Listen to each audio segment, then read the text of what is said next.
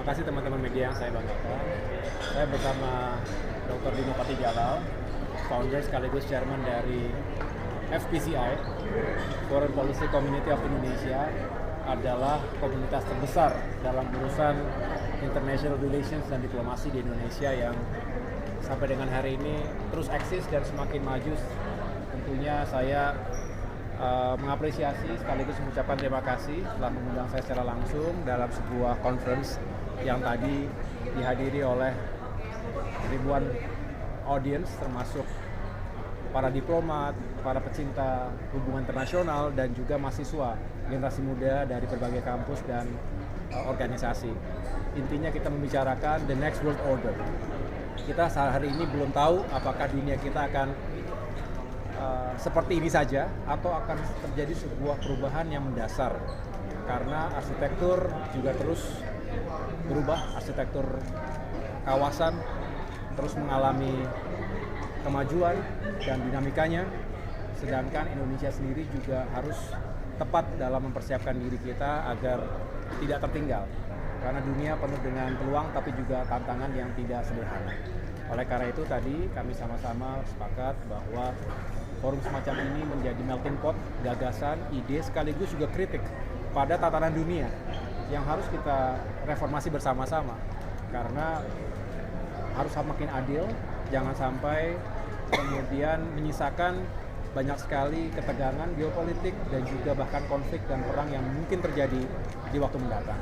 Mudah-mudahan Indonesia bisa fokus pada tujuan pembangunannya.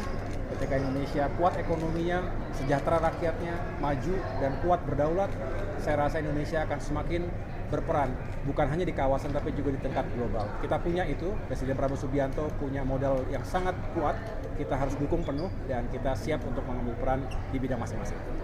Mas tadi sempat disinggung soal penanganan banjir di Sumut, itu kalau boleh tahu apa aja update-nya dan apakah ada arahan khusus dari Pak Presiden? Iya, tentu Bapak Presiden sangat mengikuti apa yang terjadi di Aceh, Sumatera Utara dan Sumatera Barat. Dari sekian kabupaten kota yang juga bisa dikatakan masih lumpuh, ada cukup banyak titik longsor, putusnya jalur komunikasi dan logistik, termasuk juga keharusan kita segera mengevakuasi masyarakat dari tempat yang berbahaya. Ini terus menjadi fokus utama dalam tanggap darurat bencana. Kita ingin memastikan penyelamatan manusia yang pertama, medical evacuation, tapi juga drop logistik karena banyak sekali yang terputus sekali lagi, dan kami dalam konteks dukungan alat-alat berat karena di bawah Kementerian Pekerjaan Umum itu ada tugas dan fungsi untuk mendeploy, mengirimkan alat-alat berat untuk membantu dengan cepat longsor ataupun banjir, sekaligus juga memperbaiki fasilitas yang memang vital, yang esensial. Dan hari ini kita tahu kita sangat berduka atas korban jiwa dan masih ada yang belum ditemukan. Mari kita terus dukung dan doakan agar tim di lapangan bisa menjalankan tugasnya dengan sebaik mungkin. Mas, kalau untuk realisasi infrastrukturnya gimana Mas? Misalnya kayak di Sumatera Barat, jalur utama Padang Bukit Tinggi itu cuma ada 2 jalur, itu putus dua-duanya. Nanti percepatan untuk Iya, inilah yang jadi tahapan pertama adalah tanggap darurat dulu bencana, penyelamatan warga, tapi setelah itu sekaligus kita memetakan karena tidak setiap kali mudah kondisinya untuk bisa segera dilakukan pembangunan, tetapi pastilah kita sesegera mungkin mengirimkan alat-alat yang diperlukan, material sekaligus petugas di lapangan agar bisa mengerjakan itu dengan. Sekarang proses pengiriman udah dimulai belum Mas dengan Sudah. infrastrukturnya? Sudah dilakukan Makasih ya. di sejumlah. Makasih ya. Terima kasih Mas.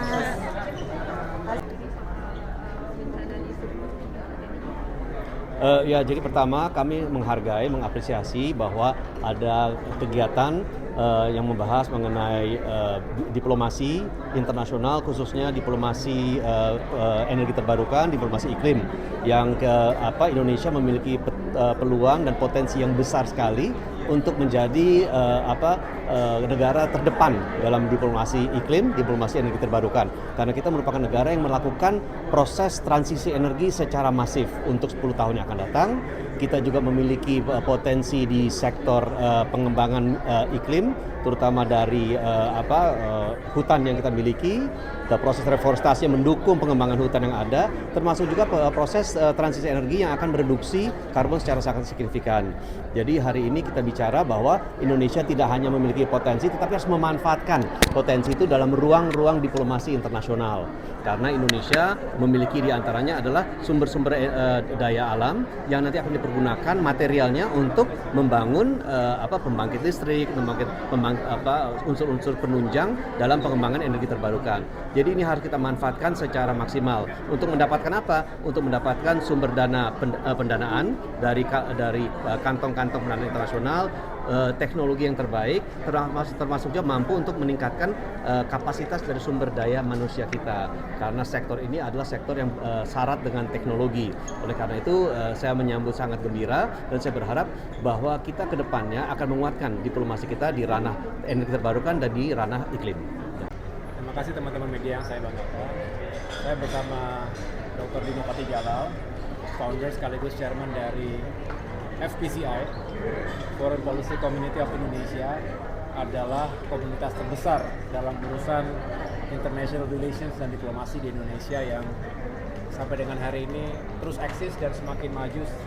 Tentunya saya mengapresiasi sekaligus mengucapkan terima kasih telah mengundang saya secara langsung dalam sebuah conference yang tadi dihadiri oleh ribuan audiens termasuk para diplomat, para pecinta hubungan internasional, dan juga mahasiswa generasi muda dari berbagai kampus dan organisasi.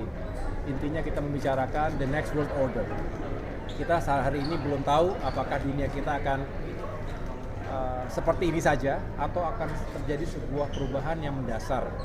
Karena arsitektur juga terus berubah, arsitektur kawasan terus mengalami kemajuan dan dinamikanya, sedangkan Indonesia sendiri juga harus tepat dalam mempersiapkan diri kita agar tidak tertinggal, karena dunia penuh dengan peluang tapi juga tantangan yang tidak sederhana. Oleh karena itu tadi kami sama-sama sepakat bahwa forum semacam ini menjadi melting pot gagasan, ide sekaligus juga kritik pada tatanan dunia yang harus kita reformasi bersama-sama, karena harus semakin adil, jangan sampai kemudian menyisakan banyak sekali ketegangan geopolitik dan juga bahkan konflik dan perang yang mungkin terjadi di waktu mendatang. Mudah-mudahan Indonesia bisa fokus pada tujuan pembangunannya.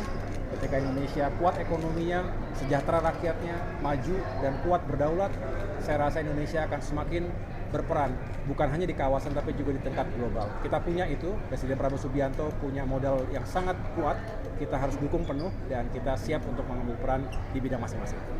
Mas, tadi sempat disinggung soal penanganan banjir di Sumut, itu kalau boleh tahu apa aja update-nya dan apakah ada arahan khusus dari Pak Presiden? Iya, tentu Bapak Presiden sangat mengikuti apa yang terjadi di Aceh, Sumatera Utara dan Sumatera Barat.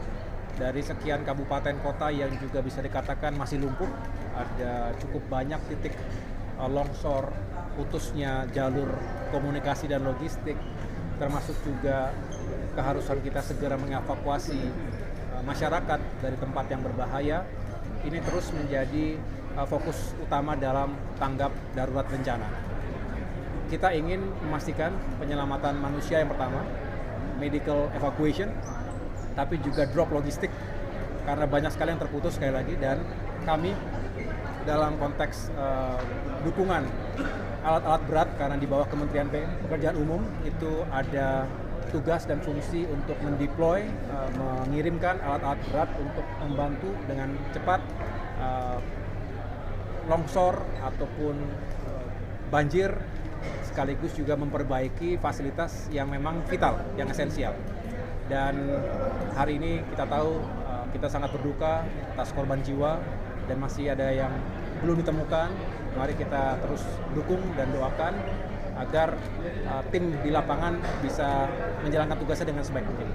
Mas, kalau untuk realisasi infrastrukturnya gimana Mas? Misalnya kayak di Sumatera Barat, jalur utama Padang Bukit Tinggi itu cuma ada 2 jalur, itu putus dua-duanya. Nanti percepatan untuk Iya, inilah yang jadi tahapan pertama adalah tanggap darurat dulu bencana, penyelamatan warga, tapi setelah itu sekaligus kita memetakan, karena tidak setiap kali mudah kondisinya untuk bisa segera dilakukan pembangunan. Tetapi pastilah kita sesegera mungkin mengirimkan alat-alat yang diperlukan, material sekaligus petugas di lapangan agar bisa mengerjakan itu dengan Sekarang proses pengiriman udah dimulai belum Mas dengan Sudah. infrastrukturnya?